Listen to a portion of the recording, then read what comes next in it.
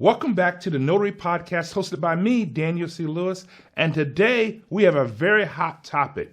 What title producers, notary signing agents, and notaries who do general notary work need to know about sovereign citizens and sovereign citizens documents. You're not going to want to miss this one. Cue the music.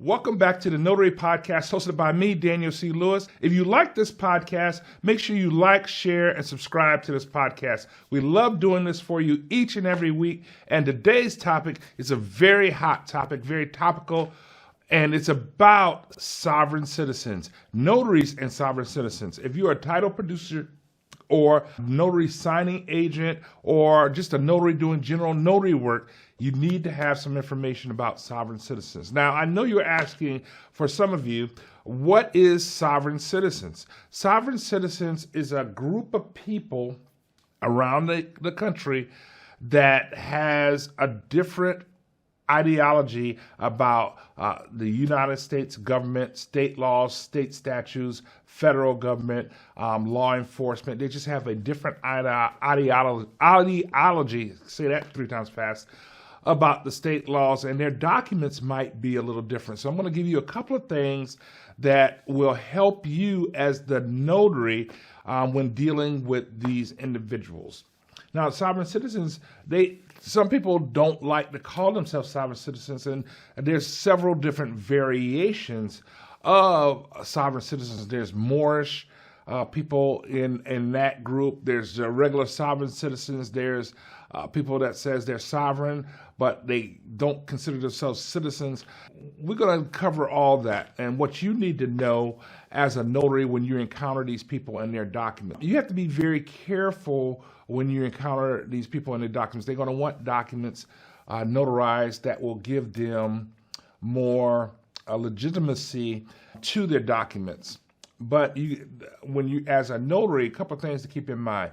First, you are a government official, and you have to follow the guidelines that your Secretary of State or whatever governing bodies over the notaries in your state. You have to follow those guidelines, which includes properly identifying the person. They have to have the proper identification in order for you to notarize the person. With sovereign citizens, a lot of times verbiage is they don't contract with state or federal government, so they create their own IDs. You have to follow the state guidelines, and you have to, in order to notarize, you have to properly notarize them with whatever the state guidelines that's in place. Usually it's the state ID, state driver's license, passport, military ID. You have to use those things that the state requires you to properly identify the person. And then the person has to be able to know what they're signing. They have to be willing to sign the document. They have to know the content of the document, and they have to know what they're signing. Also, the person can't be coerced in signing any document on all the states. They can't be coerced in signing a document. They have to sign it of their own free will. Fourth thing, and this is the thing that trips people up, they have to be mentally competent. Now, sovereign citizens have a different interpretation of state statutes, federal law, and this is the thing that trips up notaries. Are they mentally competent? There's several things that I do to make sure the person's mentally competent, make sure they are who they say they are, they're not being coerced, they're not under the influence of drugs or alcohol.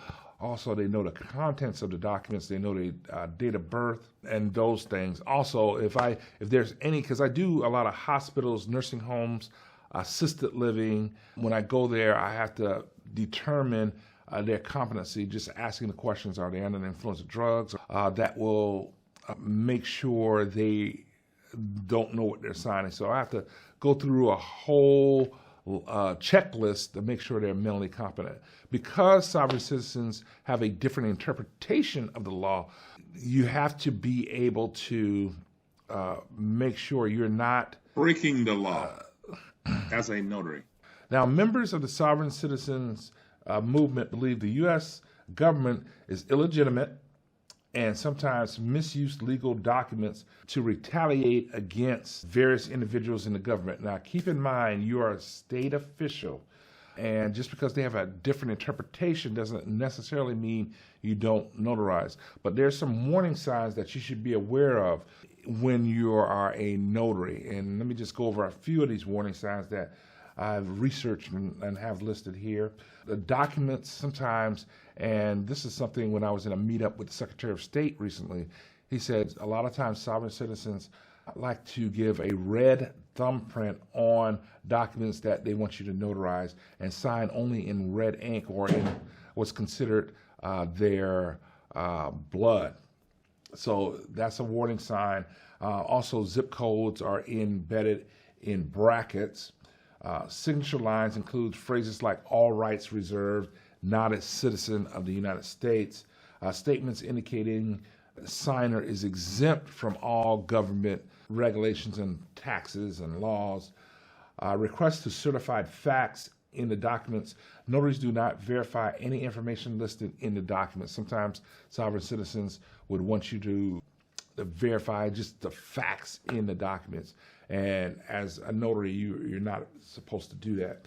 Documents that include government owes extremely high dollar amounts. That's something else that is questionable in documents. Now, as notaries, we're not attorneys. We can't determine the legality of the document, but those are some of the warning signs that you have. And if you ever come across a document like that, the verbiage I use is that since I'm a government official, I'm not sure I can legally notarize this for you. Why don't I do some research and I'll get back to you?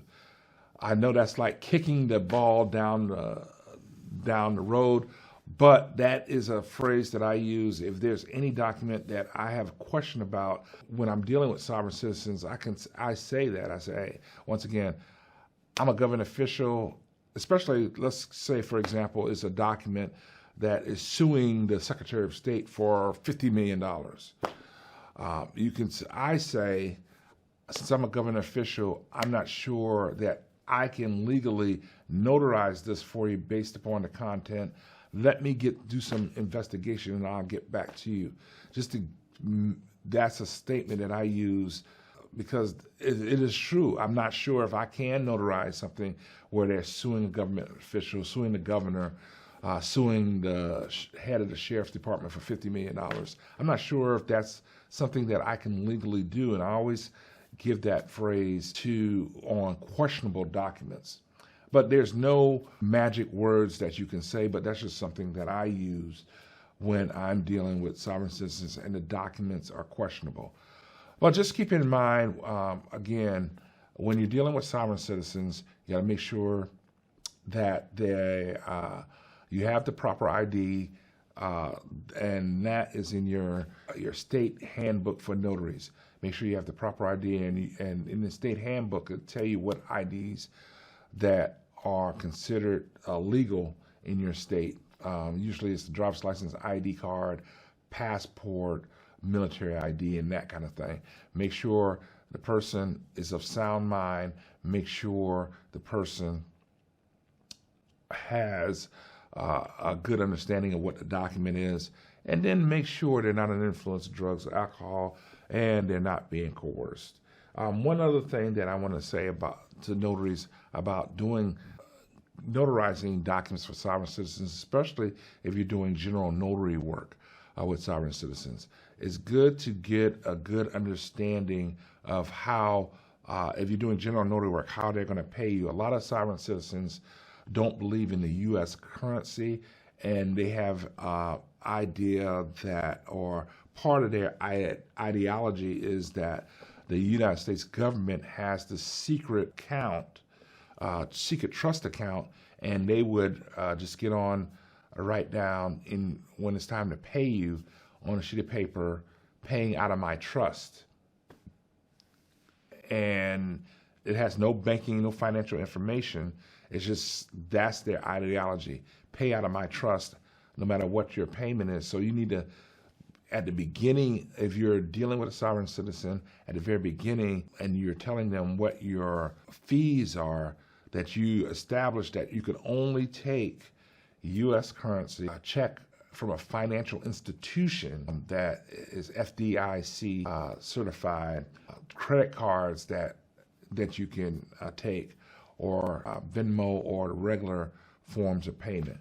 Because when you originally go to sovereign citizens, like I said, they don't consider U.S. currency or those forms of payment good for them, so they try to take it out of what they call their trust that the government has, which is not affiliated with any financial institution.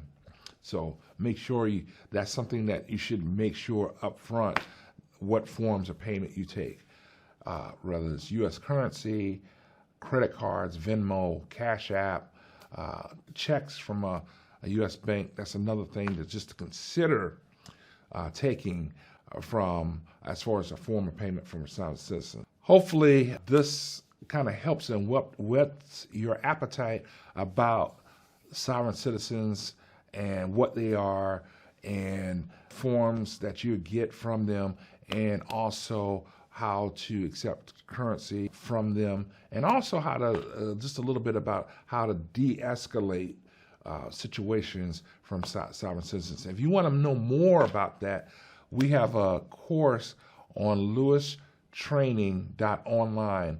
It's an online course, self-paced course. It gives you more in-depth information about how to handle documents from sovereign citizens, how to handle payment, how to de-escalate situations. It goes more in depth. And if you're an Indiana title producer, it gives you 4 hours of continuing education. I highly recommend this course. It's on LegalShield.online, and it's under the classes and online courses, how to handle documents, real estate documents, and other documents from sovereign citizens. I highly recommend that course, whether you are a notary signing agent, a title producer, or even a notary that does general notary work. I highly recommend that course. If you like the podcast today, make sure you like, share, and subscribe to the podcast.